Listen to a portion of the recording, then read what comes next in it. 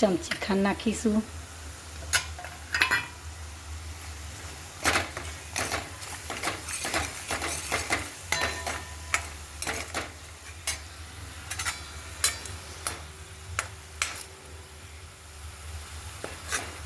બટેકા ચડી ગયા છે.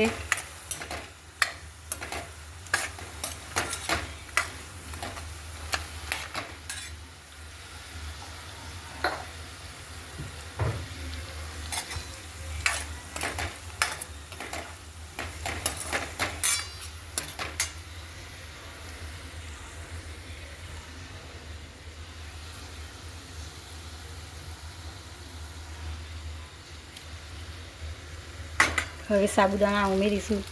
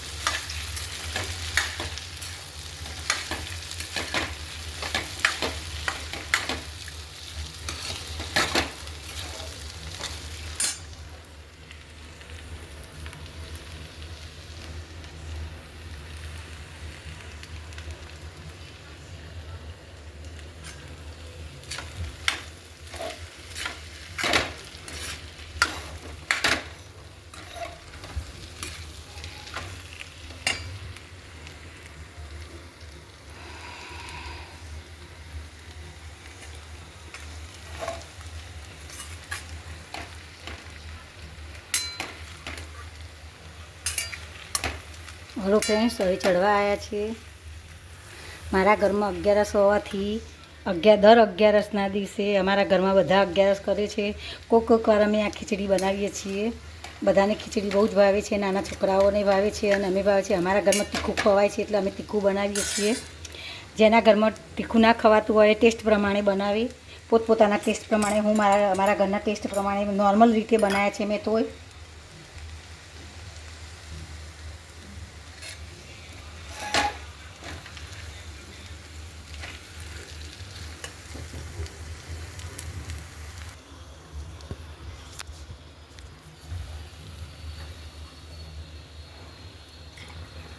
સ્વાદ પ્રમાણે અડધું લીંબુ નીચોયું.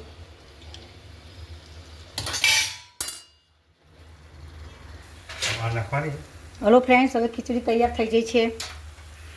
હવે આપણે સર્વ કરીએ. એ સોટવાનું પેલી આવી જાય છે. ચલો આપણે ગરમા ગરમ ખીચડી સર્વ કરીએ.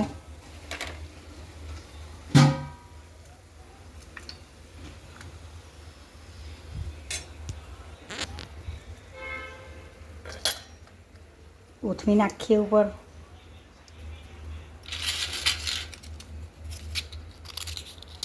તળેલી વેફર નાખીએ.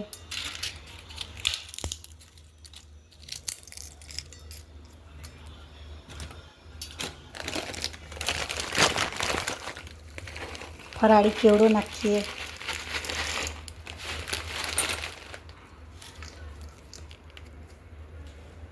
ફરી ઉપરથી કોથમીર નાખી દઈએ તો તૈયાર છે આપણી ફરાળી ખીચડી સાબુદાણાની. હું ટેસ્ટ કરીને જોઉં કેવું છે એમ.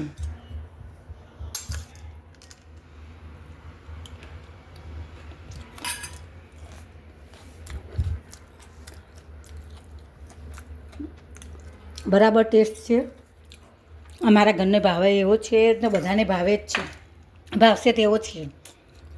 નથી તીખો, નથી મોળો. આપણે કોથમીર આના પર ભૂલી ગયા વપરાવાની, તો કોથમીર વપરાઈ દીધી. ચલો ફ્રેન્ડ, ગરમા ગરમ સાબુદાણાની ખીચડી ખાવા. ચલો, મારી ચેનલને સબસ્ક્રાઈબ કરજો, લાઈક કરજો ઓર કોમેન્ટ કરજો. જે મારી ભૂલ હોય એ મને કહી દેજો તો હું એ રીતે સુધારીને ભૂલથી કરવા બેસું. મારી નવી ચેનલ છે માટે તમને હું કહું છું, રિક્વેસ્ટ કરું છું કે મારી ચેનલને લાઈક ઓર શેર કરજો. થેન્ક યુ, આભાર.